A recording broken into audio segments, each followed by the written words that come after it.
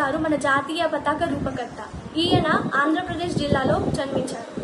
ఈయన మన జాతీయ పతాకాన్ని చాలా అద్భుతంగా రూపుదిద్దారు. దీనికి సహాయంగా మన మహాత్మా గాంధీ గారు కూడా దీనికి కొంచెం సహాయం చేశారు. తెలుపు వర్ణాన్ని మరియు అశోక చక్రాన్ని ఇంక్లూడ్ చేయడానికి వారు ఒక ఆలోచన పెట్టి దీన్ని తయారు చేశారు.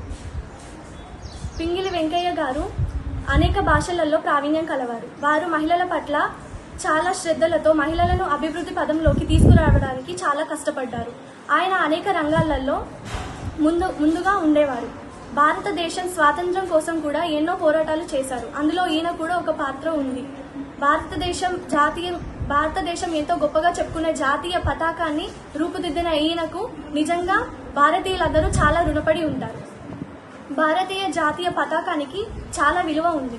దానిలో 3 వర్ణాలు చాలా లోతుగా విషయాలు చెప్తాయి. మొదటగా సాఫ్రన్ అంటే మొదటిగా కాషాయ రంగు త్యాగానికి, ధైర్యానికి చిహ్నం. మరియు తెలుపు వర్ణం శాంతికి, స్వాతంత్రానికి చిహ్నం. మరియు అశోక చక్రం 24 గంటలను మరియు పల్లెటూర్లలో శ్రామిక మనుషులకు సంబంధించి దీన్ని మనం సూచిస్తూ ఉంటాం.